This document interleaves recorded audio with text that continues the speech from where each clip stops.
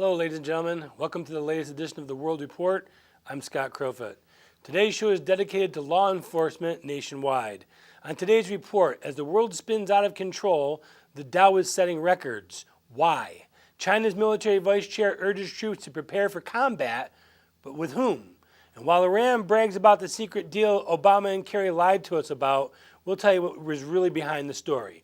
Black Lives Matter and the new Black Panthers erupting across the country. ISIS sees an opportunity to recruit them. Donald Trump is forcing the elites to show their true colors. And why hasn't Donald played up his wife more on the campaign? Our history segment explores the similarities of this presidential campaign and the one in 1964. But now to our top stories. Turkey's military coup fails. Was it actually staged? Meanwhile, President Erdogan unleashes his fury, purging his military, all university deans, and 21,000 private school teachers in a quest to deny secularism and a lurch towards an Islamic state. Once again, our dear leader is on the wrong side.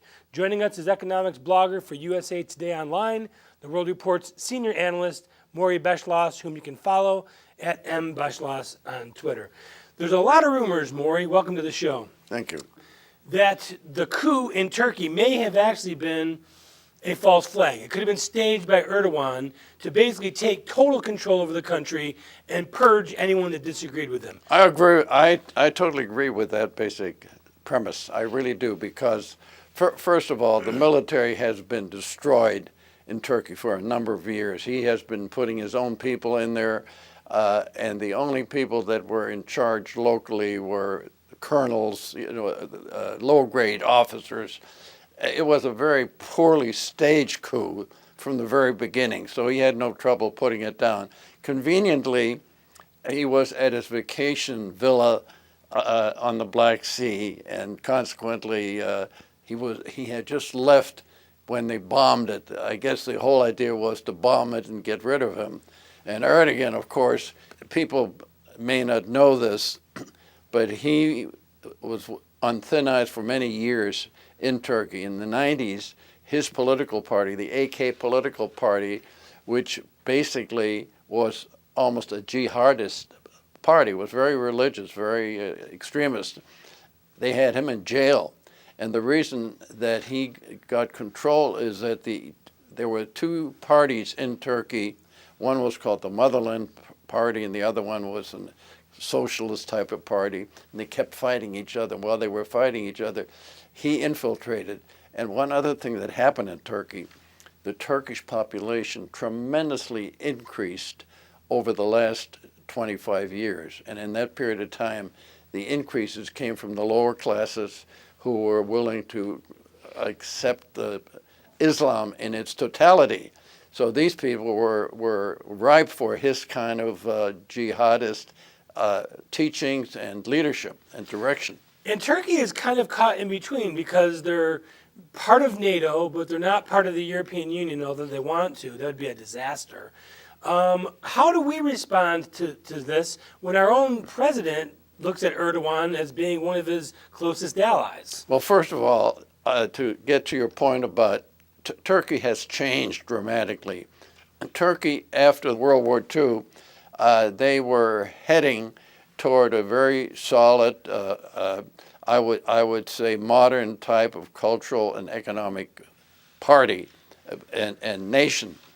And in fact, during the Korean War, they sent a lot of troops over there and fought very bravely and helped us keep the communists out of South Korea, the pushback.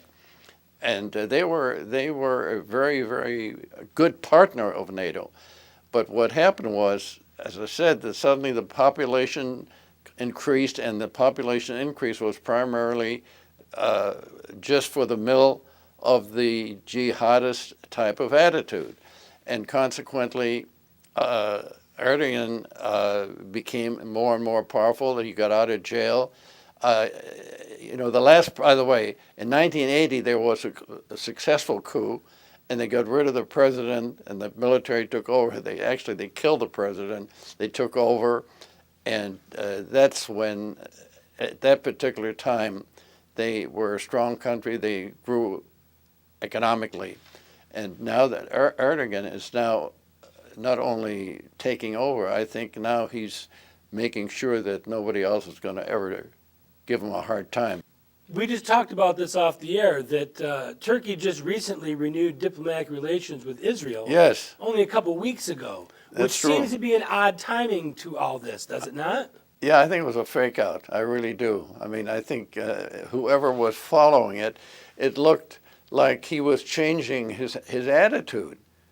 So the world kind of, or the world, when I say the world, I'm talking about the United States, the United Kingdom, people, France, people who were watching him were saying, well, maybe he's really a better guy than we thought, because he took the initiative of renewing cultural and diplomatic relations with Israel. Consequently, I think that was a total fake out, because I totally agree with the premise that he staged this coup, because there was no chance they were going to be able to overturn it. They were no longer controlled. The people that generated that coup no longer controlled the military. And they had planes that had his plane and could have shot it down, and they didn't, which is another suspicious situation. Well, of course. Yeah, so I think your premise is correct, and I think he was just now justifying the fact that he is now going to be a total dictator of Turkey. And probably take the country towards a much more Islamic presence. Well, he's already doing that. He's doing a lot of the jihadis are coming from Turkey into Syria and Iraq, from all over parts of the Middle East and northern Africa. You know, Turkey is, the whole thing there is very complicated. The Kurds represent in northern Iraq. But they also represent 15% of the population of the Turkish population.